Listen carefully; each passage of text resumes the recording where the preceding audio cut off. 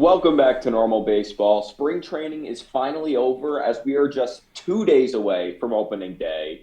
And we're also getting to see some big name prospects like Anthony Volpe and Jordan Walker being called up for the opening day rosters. Let's talk about it.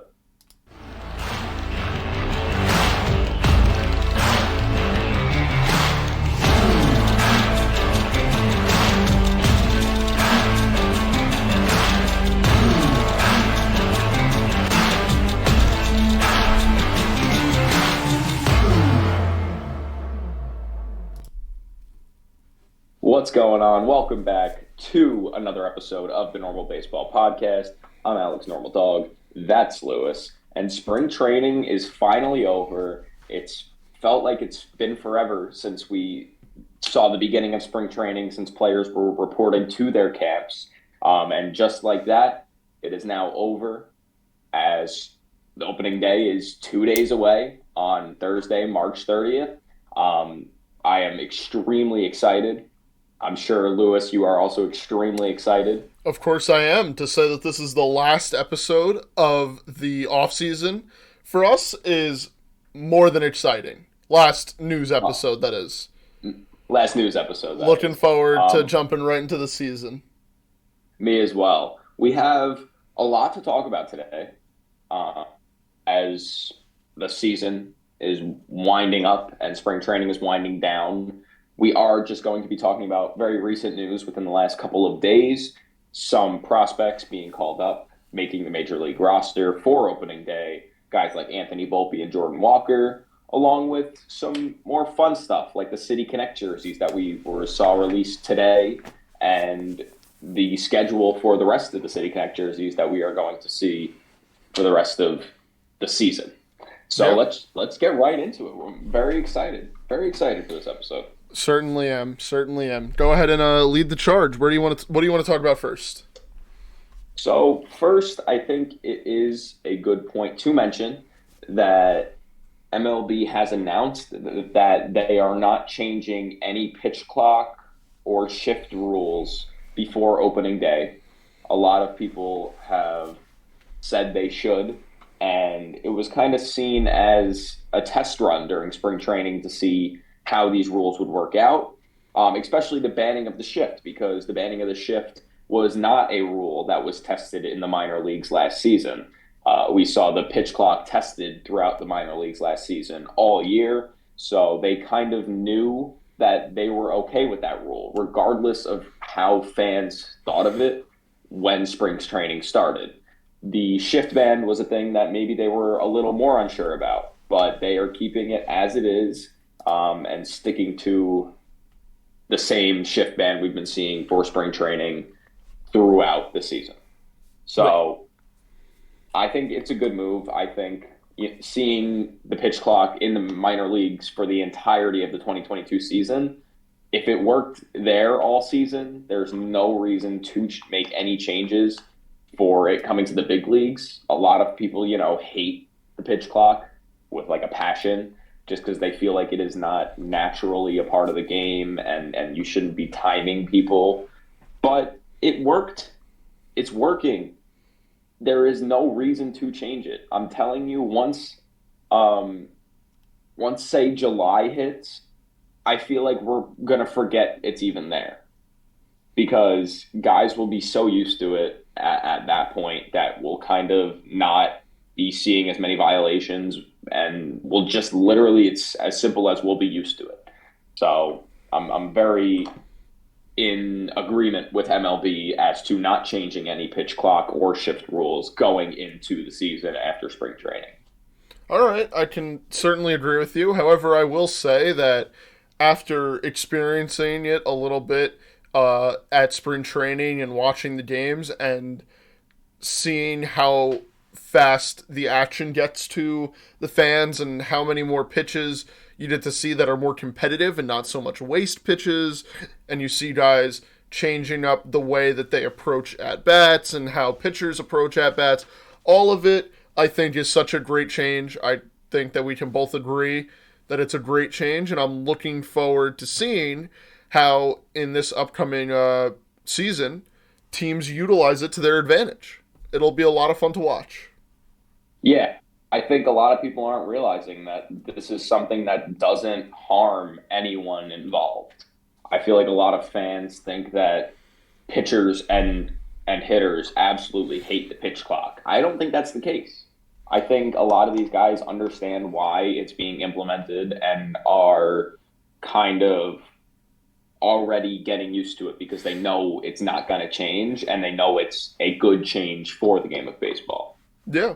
So Like I have not seen too many play pitchers outraged about it. I haven't seen too many hitters outraged about it. It's something that you're going to naturally get used to, and I think everyone knows that. yeah. All the So players, at least. now let me ask you the question that has been on my mind at least. Will we see a sub 2 hour game this season? So far in spring training, the closest we've gotten was, I believe, like a 5-7, or like one team definitely scored 5 runs. I forget which team it was, but that was a 2 hour and 4 minute game. I think it was Braves. The Braves scored like 5 runs. I forget what the other team did, if it was the Braves and another opponent, but it was 2 hours and 4 minutes. Will we see a 1-0 sub 2 hour game this season? And if so, who do you think it's going to be? I'm gonna go. I'm gonna have to go with yes. Right. The shortest game last season was 2 hours and 17 minutes. So, and that was in the playoffs between the Rays and the Guardians. So, if we can get down to 2 hours, 17 minutes In a playoff atmosphere? without, in a playoff game without the pitch clock, I think with the pitch clock, we'll definitely see multiple games finish under 2 hours, which is incredible. I can't say I'm too in love with the fact that a game would end in less than 2 hours because at that point, yes, I do understand as a fan, you're not like, wow, I'm paying all this money to sit here for just 2 hours. I understand that. I still think it's great, but I do think we'll see. And if I had to guess teams, I'd probably say the. I'm trying to think of pitchers who just like work really, really fast. Really? I'm trying to think of two lineups And you know that what? are not I have good an enough. inkling. Really? No, I'm thinking of fast, but like I'm thinking we'll see like a Braves Astros game, and in just like a 2-0 game with Max Fried going against like Hunter Brown or something like that. That would be my guess. Okay. Do you have a guess? Yeah, my guess, which I thought a lot about today, especially, and I had quite the long day, so I had plenty of time to think about this. I went with Red Sox, Reds, and having Hunter Brown on the mound for the Reds would certainly help because he seems to be very happy with Hunter the Green, pitch. Hunter Green, Oh yes, Hunter Green. I'm sorry, what did I say? Hunter Brown? My Hunter apologies. Brown. Yeah, Sorry. because I just said it. Yeah. But Hunter Green on the mound for the Reds. I don't know who the Red Sox would roll out there. Anybody but Corey Kluber, honestly, would work. But I think that could be a game 1-0, and it could be over in under 2 hours easily. Like I said, I think we'll see multiple games. You caught me a little off guard with that question, so that's why that was just my literally that's my first instinct. I'm thinking Yeah. Astros Braves. Let's get a pitching duel. I feel like a lot of the games with Okay. pitching duels In are Minute going to be Maid like that. or in Truist Park? Doesn't matter. Really, I think Park I Factor also will. plays a thing into it. Well, I will say we've seen, like you said, that game get to 2 hours and 4 minutes, right? You said 2 hours 4 minutes. That's without the starting pitcher going, 6 or 7 innings. Once Mm, the season starts, we'll be seeing the starting pitcher stay in for longer, which not having pitching changes in between innings does shorten the length of time. And when a yeah. pitcher is just rolling, when a starting pitcher is just rolling, I think we'll see a complete game like Shuddy from a pitcher at some point this season. That'll be close to the 2 hour mark Okay, I like that. I because like he's that. just going out there and he's shoving. Yes, I can certainly understand that. It'll be fun to watch. I definitely think that the first couple of games that we see that come close to breaking that sub 2 hour or hit that sub 2 hour and give it like 15, 20 minutes over that 2 hour mark, that's like, it's going to be interesting to see if guys are on pace to go lower than that, you know? Yeah, yeah, I get that. I mean, I think it'll happen. I think it'll happen. And as far as the shift ban goes, the teams are already finding workarounds around it. So my thought is that will we see it play as much of a effect as we thought? I'm gonna say yes, but not as much as we thought. Because like we said, with a guy that a lot of people are saying was going to benefit from the shift and be this dominant force now was Joey Gallo. And we've already seen teams like the Red Sox, who were the first ones to do it, just move their left fielder to where the second baseman would have been last season because that is allowed with the shift. So I think some instances where we thought rather we would have seen the shift ban play a big factor, we're not going to see it play as big of a factor as we thought. But I do think in a lot of situations it will be playing a big factor and we will notice it, like on those random plays where a ball goes up the middle and you're like, oh, last season there would have been a guy right there. And I know they do the thing where they stand like as close as they can without going over the line and then just moving once the pitch is thrown. But I still think we will see very big effects of the shift ban. Yeah, and just to backtrack a little bit about your whole about how you mentioned the Joey Gallo shift. I do want to say that although I am someone who agrees with analytics and is all for, if a guy hits it in a certain spot, why not crowd that part of the field? But moving your left fielder in is not baseball. It's that simple. It doesn't look right. It doesn't feel right. I don't agree with it. And I think it's kind of bush league, especially when you're talking about another major league player who needs just as much opportunity as anybody else. And it's unfair that even though the MLB is attempting to help these lefty pull hitters, the teams that they're playing against are still actively trying to find workarounds to it. And it's like they banned it for a reason. Don't bring it to that extreme because next season we could be talking about how, hey, look, now they're making one outfielder stay in each zone, and that is something that I really don't want to see because of restrictions, and no one wants to be told where exactly to stand and blah, blah, blah. But if there are going to be teams that do that, I think there needs to be some sort of restriction because it's not restriction, because it's not fair. It's simply, that's not baseball whatsoever. Yeah, I agree with you in the sense that it's not baseball and that's why they, changed it in the first place because it was getting out of hand. You had these shifts for literally every single at bat. Like you saw the third baseman barely playing third base during the game. Kind of ridiculous. I agree. I love the infield shift ban. I still think there are some changes that could be made. I think maybe not having it aligned directly down the field in the infield, maybe having a little V right by second base so they can't stand right next to up the middle. They should And cone then it. they, Like yeah, like how a cone, the a cone. bag is sort of shaped like a Yeah, square.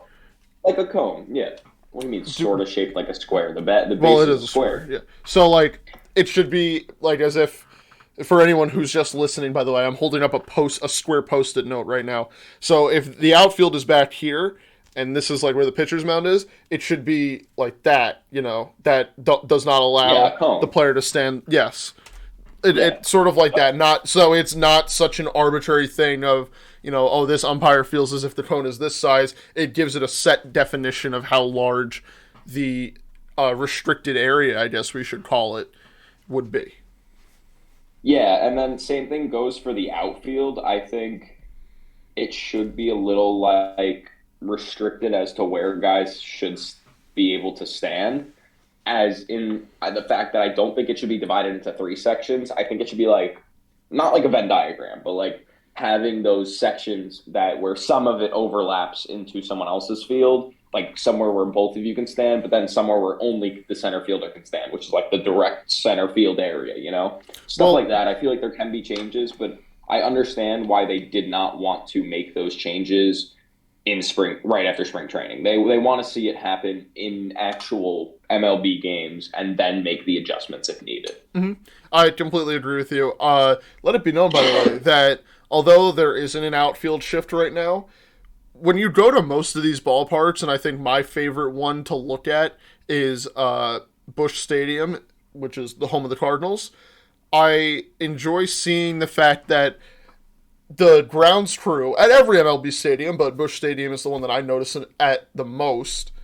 They already kind of have those lines predetermined by the pattern that they shape in the outfield grass, like how they cut the lawn that day, and it looks really cool. And it sort of gives you an idea of like, hey, the center field area is right here, the right center field gap and the left center field gap are right there. Like, I know where everything is. And for a viewer who, sadly, I've not been to Busch Stadium yet, and I'm looking forward to getting out there one day, but it certainly helps when it comes to watching on TV because you see these guys tracking down fly balls and you're like, oh, yeah, he didn't have to move that much. But in reality, it's like halfway in the gap. That's something that I like a lot, and I hope that it doesn't come down to the MLB needing to put restrictions on it for teams to prevent the shift from happening. I agree with that.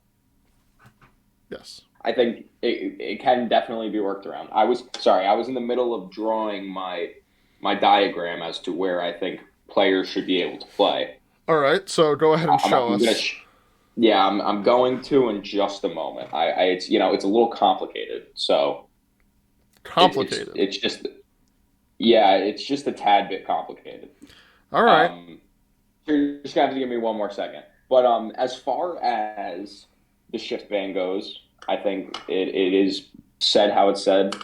Whether you like it or not, it's going to be here this season, and I can't see a world where there's that much problem with it that they're going to get rid of it. There's just no world. The only way I see problems with it is, like we've been talking about, teams trying to work around it, which is just not how it's meant to be. Because the reason they got rid of it in the first place is so that this couldn't happen. Yes. Yep, I can understand that. Well, so what were you saying? Here's my diagram. So okay, go ahead and show the class. Yeah, so come on, it's show and tell day. Here we go. So if you could see, it's a little hard to see here, but here is the second base area that cannot be gone in. You see that little cone area right here? Yeah, go ahead and shade it in, like do some lines. All right, yeah. So like right here, can't go in right there. Okay, that's for the infielders now. So for anyone wondering, it is sort of that, for anyone who's just listening, it's just the cone shape that I had previously mentioned behind second base, sort of just off the lines of the bag. So go ahead and describe the outfield. Only first and second on this side and only short and third on that side. Right. This is left field right here. From this line, from that line to the foul pole over there, that's left field. Okay. Right? This line to this line is center field. All right, so those are the two diagonal lines. So for center field, you just have the two diagonal lines that run off of second base, of the basically cone. Of the cone. Yeah. Okay. So center field gets a little more distance in there, but then left and right field can't really enter the other sides of the field or dead center. So go ahead and entering dead center. Just give us some lines in the gaps so that way we know that it's overlapping. It's basically so that the left fielder, all it really is so that the left fielder can't go into right field, the right fielder can't go into left field, and that the center fielder can't go into the extremes of either left or right. It's basically what it is. Okay. So that's my Venn diagram. I appreciate round of applause for that. You allowing me to share. You don't see Pablo Picasso every day, but ladies and gentlemen, if you turned into the Normal Baseball Podcast on March 28th, you just did. Yeah, there we go. So, moving on from that, that's just a little bit about the rule changes that I wanted to talk about in the beginning of this episode before we got to the actual, player news. Mm-hmm. Do we want to move on to the player news? Yeah, go ahead. Start it off. So, if we're going in chronological order, we'll start with the one that happened first. The St. Louis Cardinals have announced that their number 1 overall prospect and baseball's number 4 overall prospect, Jordan Walker, has made the opening day roster and will likely be in the starting lineup for the Cardinals on opening day. This is coming after having a really, really good spring training where he hit 268 with an 816 OPS with 3 home runs, 5 doubles, and 9 RBIs. Jordan Walker is in the show. Yeah, it's pretty cool. I mean, just I was lucky enough to just be able to see him play in spring training. He looked great. He's looked really great throughout his career and very short career. He's, I believe, the youngest prospect in the Cardinals organization to start in opening day, which I believe he's going to since 20 like years old. the 40s or something like that. Like it's been an extremely long time. And when I think about the Cardinals as of recently, I think that they're a younger organization, but the fact that Somewhat. it isn't that number hasn't been broken like prior to that blows my mind. Just to give a little bit of background, Jordan Walker has not played a single game of AAA baseball. Last season in 2022, he only played in AA, where the numbers look great: 306 batting average, 898 OPS across 119 games, where with 141 hits, 58 walks, 22 steals, almost 20 homers, finished at 19 with 68 RBIs and 31 doubles. Really solid stats, and he put on Really a good. show in spring training. I don't think there were many players more deserving of being called up than Jordan Walker. Yeah, a lot of Cardinals fans are really excited about this, as you would be if your 21-year-old number one overall prospect is making his debut on opening day. It feels similar to that kind of Harper Trout era where, you got two 19-year-olds who made their debuts at 19 years old in the Yeah, show. And now look at where they are now. Between them there are superstars. what, 5 MVPs, 4 MVPs, Five. a lot of MVPs.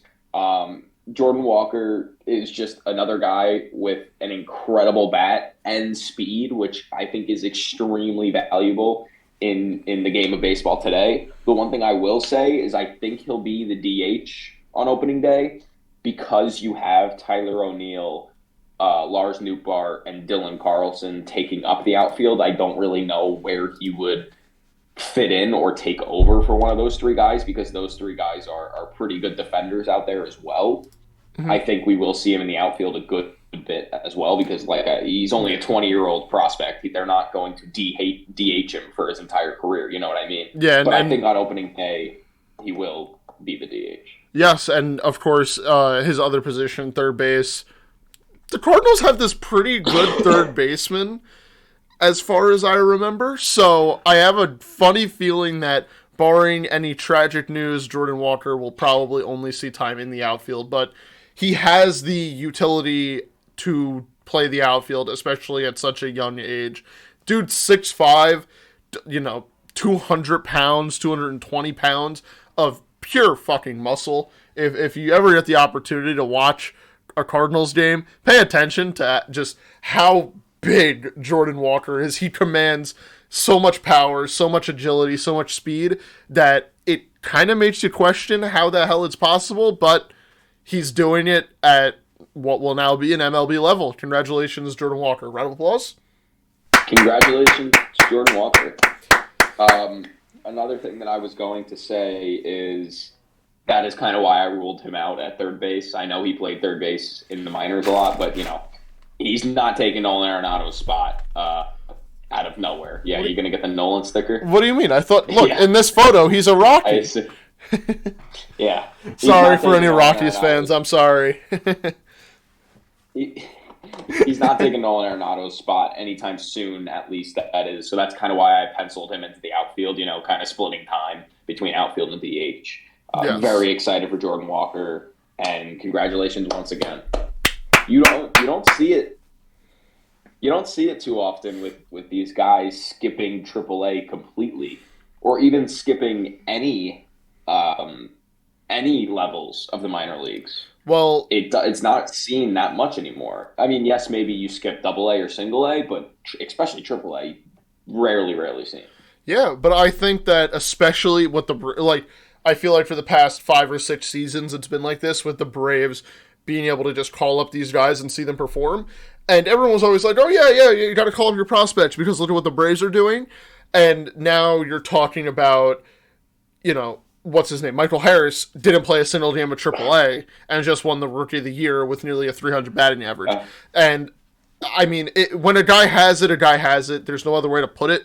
So I have to say to these organizations who are taking a chance, like with Jordan Walker, like with Anthony Volpe, which we'll talk about in a little bit, who they haven't conquered a division, a level of the minor leagues, but the team wants to bring them up.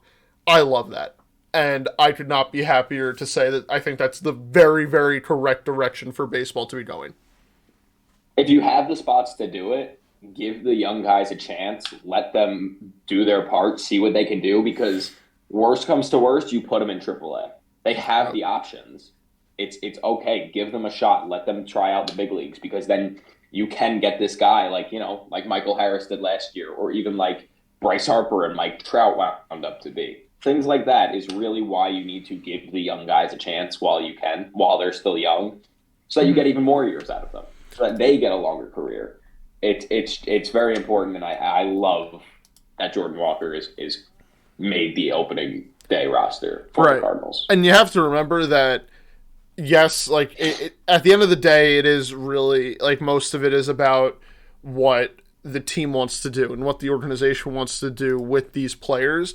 But the earlier these guys get a career, the more they can provide for not only themselves but their families if they hit free agency, or sign those arbitration contracts. Just it means a lot more to these guys than you can think, especially when you're talking about prospects who, I mean, I know it about Jordan Walker and a lot of other top prospects. Their families sacrifice everything on giving their kid or their niece, their nephew, their grandchild everything that they can to make it to the big leagues. So it's really impressive, and I must say, I'm just extremely happy to say, Jordan Walker, welcome to the show. Proud of the Cardinals. Proud of Jordan Walker. Let's go Cardinals. Let's go Cardinals. Let's go Cardinals, baby. Let's move on to the other guy who was called up yesterday, at the time of recording this, 2 days ago, at the time of the posting. Called up 2 days ago. So yesterday for us, the New York Yankees announced that their number 1 overall prospect and the number 5 prospect in all of baseball, Anthony Volpe, has made the opening day roster and will be the Yankees starting shortstop on opening day. Thank God. Volpe was in a battle with Jose Peraza for Oswald Peraza. My bad. Oswald Peraza. That's my fault. With Oswald Peraza for the spot during spring training, and he earned it. Certainly. In 17 games during spring training, he hit .314 with a 1.064 OPS, had 3 homers, 6 doubles in just 17 games, a triple thrown in there, and he had 5 steals. 5 steals. This guy last season in the minors had 50 stolen bases. So this is a guy who could very easily, barring he plays the whole season, lead the league in stolen bases with having a lot of home runs. Yes, Anthony Volpe, of course. I could not be happier that he is coming up and he will be playing in the Bronx opening day at shortstop. As Alex mentioned, he read off all of his stats. The kid more than earned it. He came into this spring knowing that it was going to be an uphill battle, considering that Peraza had already gotten run at shortstop in the majors. IKF was the guy who they gave $6 million to play shortstop. And the fact that Anthony Volpe came out on top, I think, speaks to how much every organization, and if the Yankees are doing it, you know that it's something, that every organization is trusting their younger guys. And I'm a big advocate for it, and I'm happy that it's finally hitting the major league level, and we're seeing things like this with Anthony Volpe, who only played, I believe, 20 games in AAA, or just above or just under 20 games, somewhere in that range of AAA ball. And Aaron Boone said it in their their meeting where they told him he was going to be the opening day shortstop, that development happens in the majors because you can't let a player just get too comfortable with playing in the part of the minors that they're in. You have to make them uncomfortable, throw them into the fire, and if they struggle at the beginning, it'll be fine because they'll eventually learn how to tread water. And then next thing you know, you're talking about the next Michael Phelps, that can just swim and thrive. I don't know why I went with the swimming water analogy, but I think it Yeah, works. maybe just like the next Mike Trout, Yeah, the next Mike something Trout. like that. We'll let him flounder a Yeah. bit, but then he'll turn into Mike Trout. Oh, there you go. There we go. I like the that one's a lot better. So yeah, no, I'm very excited. This guy is, if all goes to plan, the shortstop of the future in New York. Yes, I'm very and excited to see him on opening day. Go on. let it be known that the pressure that Anthony Volpe is facing coming into opening day is more than we can ever imagine because for the past two off seasons, the Yankees have passed up on multiple, and I quite literally mean five or six generational caliber shortstop talents because they had this guy in the minors. So before he even plays a single third of an inning in the major leagues, there's already plenty that he has to live up to.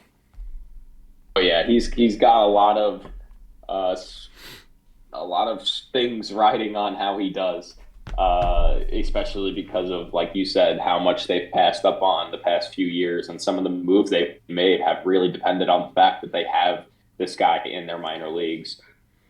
Like I said, it's been long awaited, and Cashman has come out and said, like you mentioned, it's important that you let them prove themselves. Cashman has come out and said that they are going to give him a long shot to prove himself, even if he doesn't just come right out of the gates and crush the ball. They're going to give him a shot. They're not going to give up on him 2 weeks into the season because he only has 3 hits or something like that. I, I think that's the right move. I think you have to give these guys time to adjust. Just look at a guy like J Rod. J Rod, right when he was called up last season, wasn't hitting 2 home runs a game and having 3 hits every 2 games. So I think just give him a little bit of time and we'll see what he can do at the major league level. I think he's going to crush it after seeing what he did in spring training, after seeing how bad he wants to be on this team, after seeing how hard he's been working. I'm very excited to see Anthony Volpe.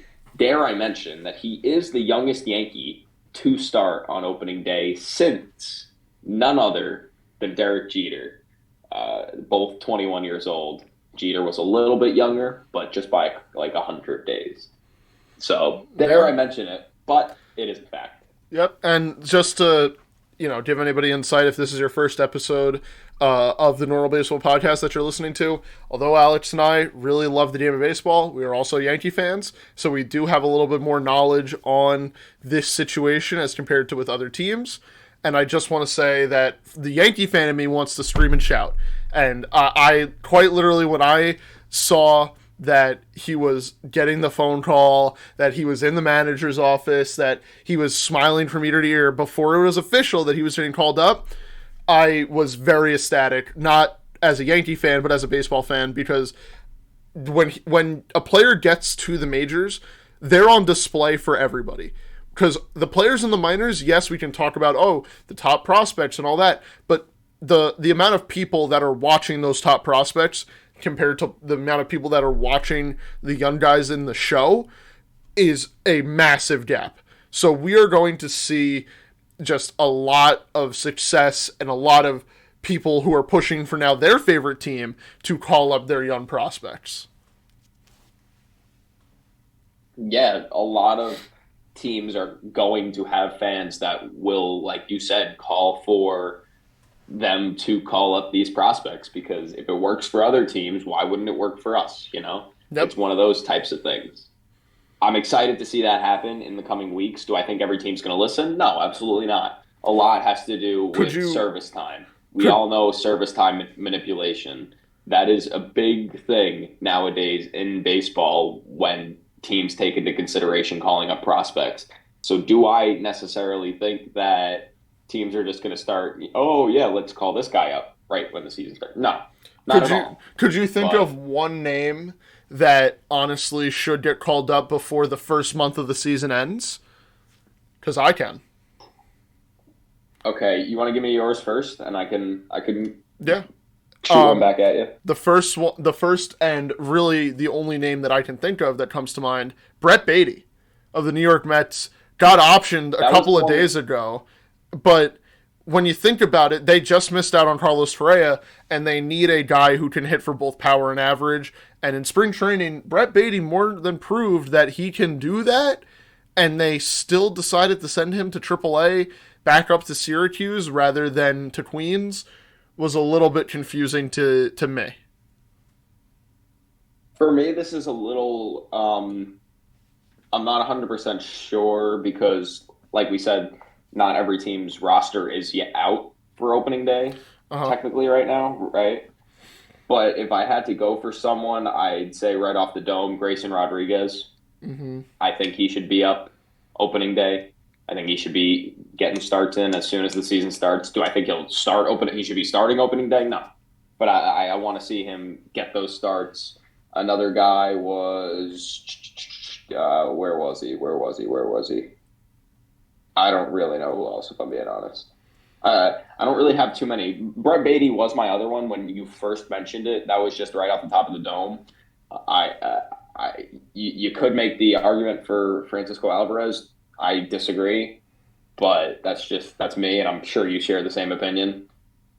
Yep, you're looking at Maybe like the another number one guy. Francisco Alvarez denier. Yeah, yeah. But looking through the top 100 prospect list, I mean, Oh, not what? What's up? all right. We're gonna break some news live on episode 114 of the Normal Baseball Podcast. Nico Horner and the Chicago Cubs come to an agreement on a 3-year, $35 million contract extension. Congratulations, Nico Horner. Nico Horner.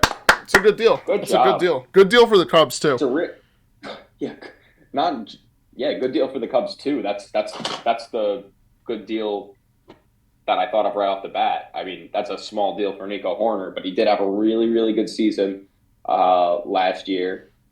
Yeah. Nico Horner. I'm pull up his stats really quick. That's So some breaking news. So what is it? 3 years, 35 mil. yes, 3 years, $35 million. That's Nico Horner last season, very good deal. his third full year in the major leagues. Rather, his first full year in the major leagues. He's had some time in the previous years. First full season, batted 281 with a 736 OPS. He But had 10 homers, 22 doubles, 55 RBIs, 20 steals, and an exceptional glove. What are you and saying, Liz? Go on. and just to point out, he is going into his age 26 season in the year 2023. So there's plenty of room for him to improve. Dare I say, getting that OPS above 800. And honestly, with how good his bat is and how good he has the potential to, just really slap singles, doubles, and get on base when he needs to, I think we could say that OPS goes above 800, like I just said, and we could see him batting close to 300 this year if all goes right for Nico Horner and the Chicago Cubs. Yeah, good for them. I'm going to be honest. It's an amazing move. I see this as a better move. I see this as a better deal on the Cubs side Oh yeah, than the wow. Nico Horner breaking Nico some news Horner. here. That'll go on the title of the pod. That's crazy. Yeah, Good. That was dropped by Jeff Passan, right? yes, Jeff Passan. Yeah, this is a guy who was almost an all-star last season. Very well could have been. He's going to be their second baseman this season, obviously with Dansby Swanson coming in at shortstop. And apparently for the next 3 years at least, he will be Their second baseman. their second baseman. So that's exciting. Good job for the Cubs Yeah, and Nico Horner. congratulations, Cubs and Nico Horner. So back to where we were. Yeah, Anthony Volpe. But that's about it on the Volpe talk anyway.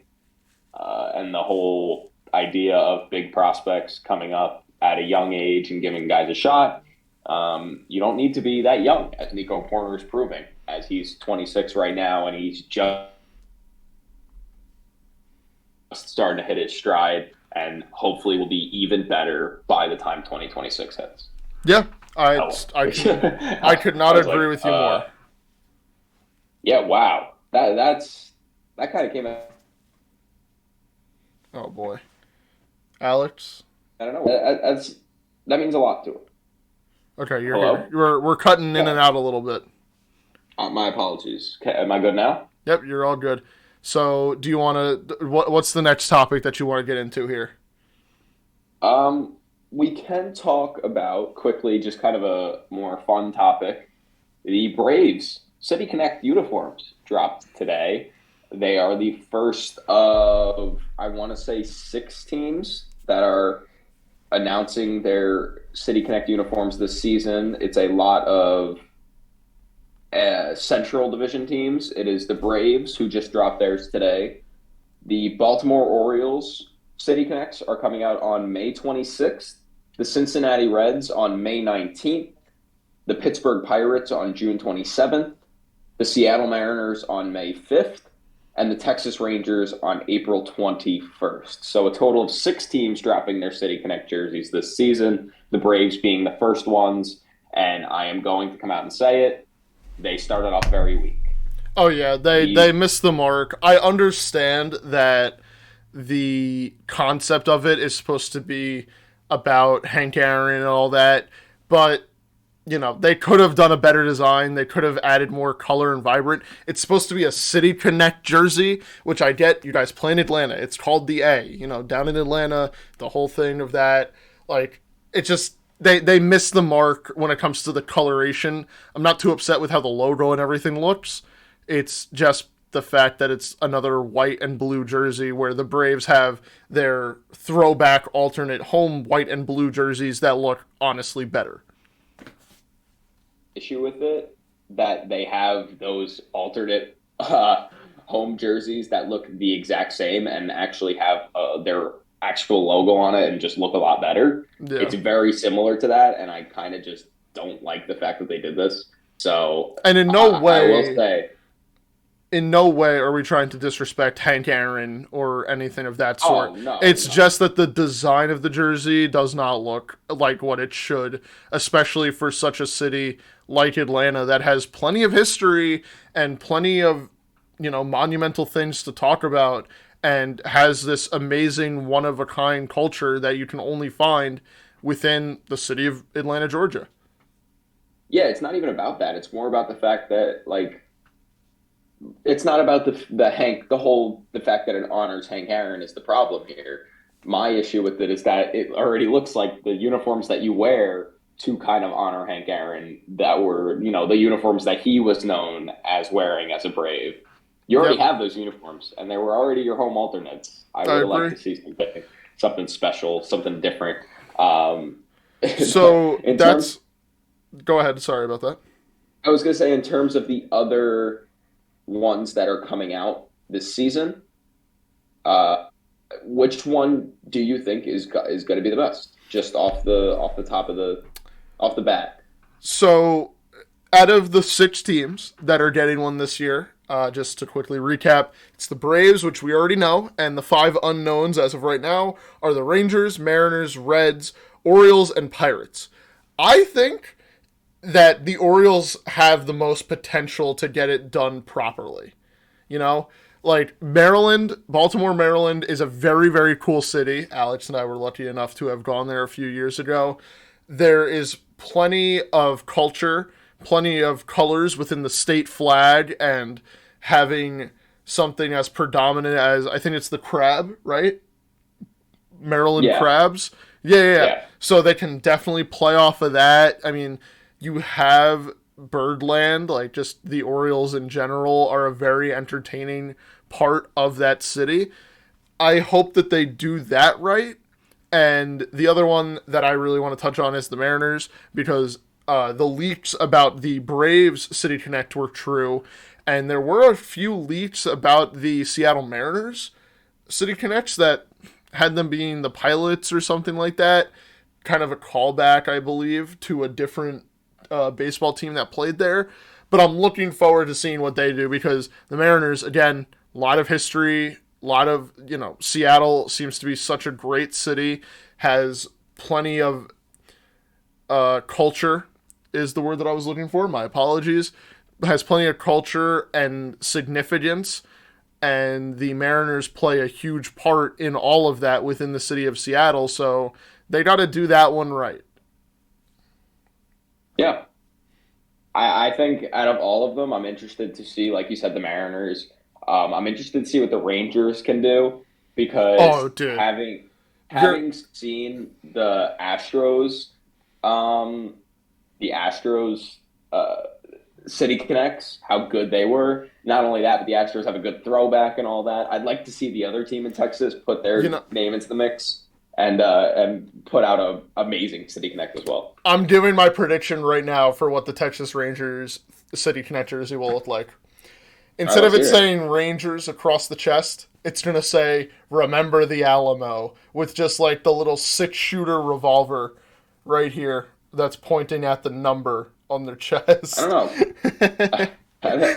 Maybe you never It's know. either going to say I that I or it's going don't. to say the Lone Star State, which would look really badass if they do the Lone Star State in like the Texas colorway of like their flag and everything.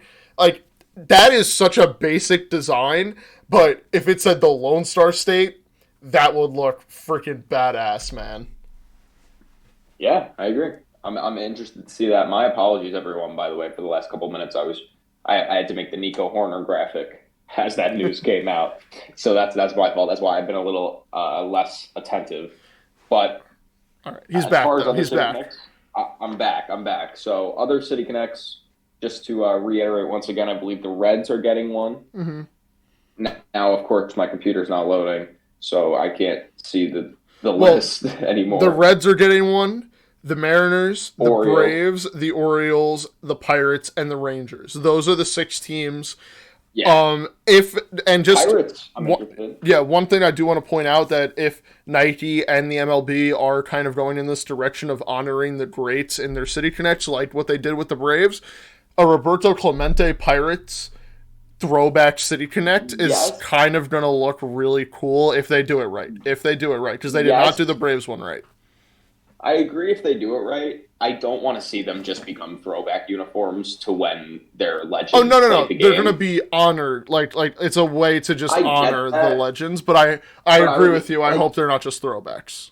the Pirates. I'd like to see, that bridge that they have out in the outfield Oh in the yeah, Allegheny. Like something that has to do with that. they have Just one of get the the best actual views city in involved. That's baseball. the point. Yeah. The point is City Connect. Get it with the city. Not that I'm saying they shouldn't honor Roberto Clemente. Don't get it twisted. But get the city involved because I understand that Atlanta's called the A, but that does it's just not enough for me. Putting the next to your I mean, logo. if you want to connect with the city of Pittsburgh, on one side of your jersey, it's going to be a Roberto Clemente. On the other side, it's going to be Lil Wayne. And it's just going to be a black and yellow jersey. And it's Yeah, going to I'm look sure. badass. I'm sure. I'm sure. So that's the City Connect jerseys. We of course will be talking about them as they come out more and more. We'll see which ones are going to be the best. I think it's going to be hard to top the Astros. If I'm being honest, that is my favorite so far. Moving on to the opening day situation. Okay. Uh, a couple guys that we'll be seeing in the outfield this season as a place that they were not usually playing. I want to talk about really quick, just because why not? Fernando Tatis Jr. and Jazz Chisholm Jr. Two juniors Two juniors. playing the outfield for the first times in their career for like a full season. We are going to be seeing Fernando Tatis Jr. in right field for the Padres this season, and we are going to be seeing Jazz Chisholm Jr. in center field for the Marlins this season. I'm very excited to see both of those players play in their new positions. Jazz Chisholm has said so much about playing center field. He, of course, had that first quote of I'm gonna win. I think I can win a Gold Glove there. I have no problem. I actually asked them to do it. I was perfectly open to it. I'm confident in my abilities. Then spring training started, and a lot of people were criticizing him based on like the first 2 games of spring training, him not making those Mike Trout like plays and having a couple bad throws. Get past it. I think Jazz Chisholm is going to have an amazing year in center field. And as far as Tatis goes, we just watched him throw out a base runner in the game today. He threw out a base runner from right field. It was an absolute dot. And I think Fernando Tatis will also get adjusted. He's got a good arm. He played shortstop. I know he had a lot of errors, but he was a shortstop. Of course, he has a good arm. He just needs to learn how to read the balls a little bit better, and he's going to be a good outfielder too. So I'm very excited to watch both of them play the outfield this season, new positions. I love it. Yeah, I could not agree with you more, especially with how charismatic and energetic these two are. It's going to be hard to take your eyes off of them now that they're playing even more independently, from moving out of the infield where, the ball can get hit to the third baseman and you're still turning a double play, or the ball can get hit to second base and you're still turning a double play type of thing. Like, it's just them out there. They're going to make the star plays. They're going to be the stars of their position. And with how young and fun these two guys are, give me a jersey swap when these teams play each other.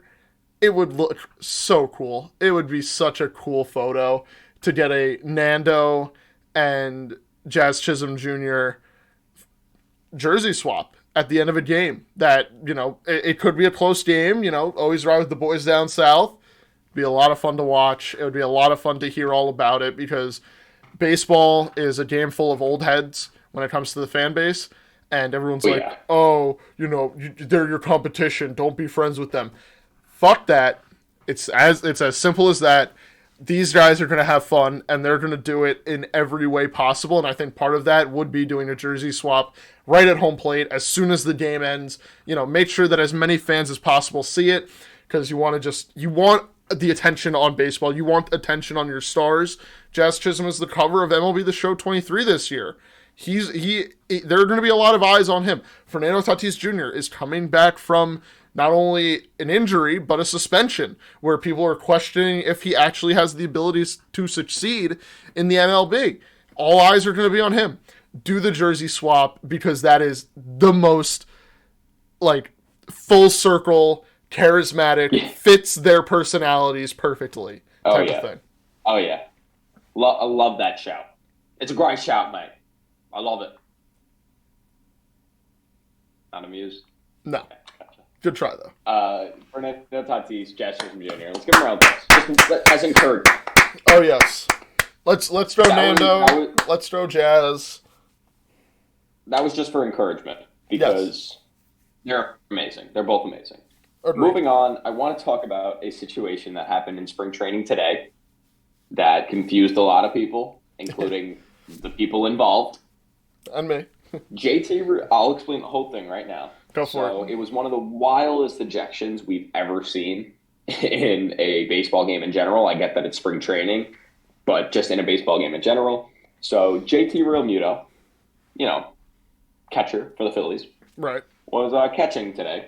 And in the bottom of the fourth inning, Craig Kimbrell, who was in to pitch, needed another ball.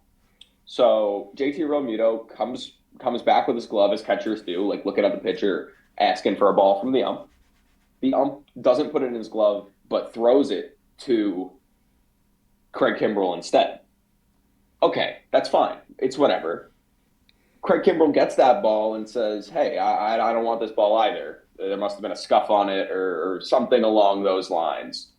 So he throws the ball away, and then he needs another ball. So JT Realmuto goes back with his glove again, and after a couple seconds, he takes the glove back because the ump's not putting the ball in.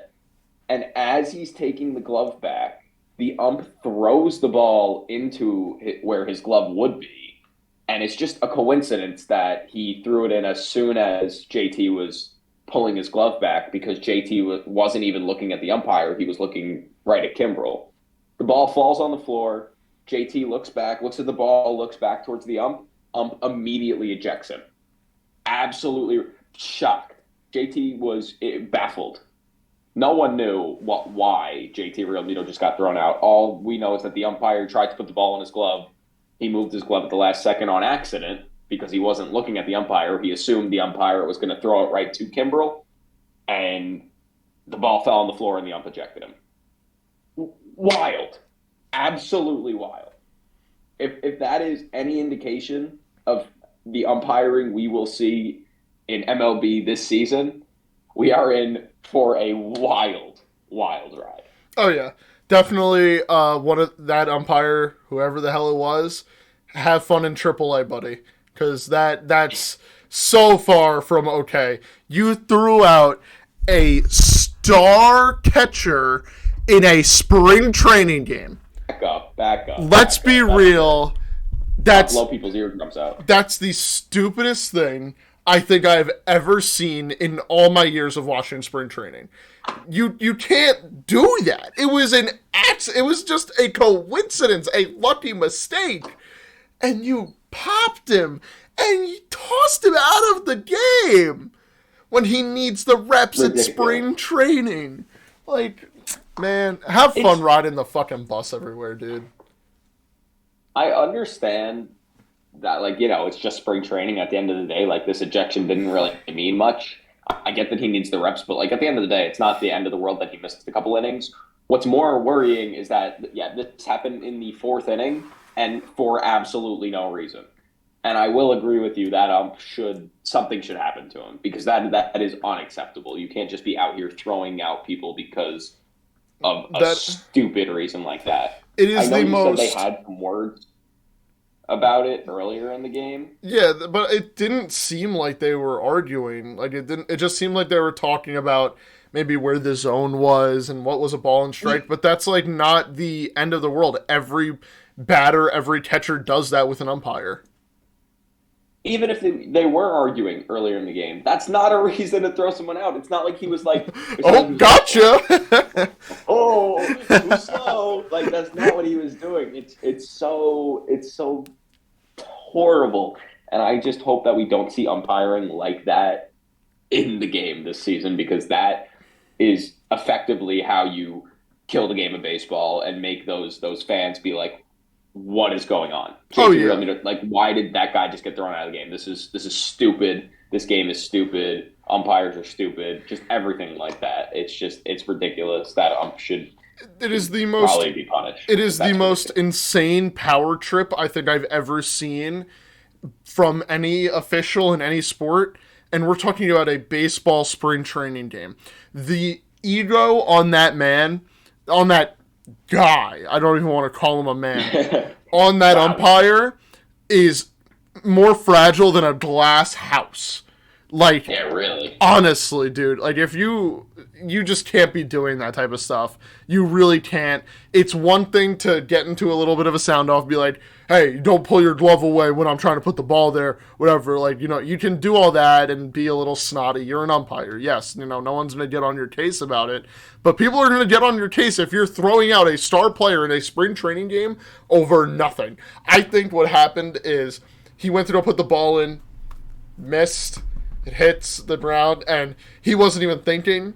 So he just was like, oh, he pulled his glove away. He was trying to pull a fast one on me. See ya, get out of my game, without even thinking, because it only took maybe 1/1000th of a second in my brain for it to realize, oh, it was just a mistake, whatever. Yeah, it's ridiculous.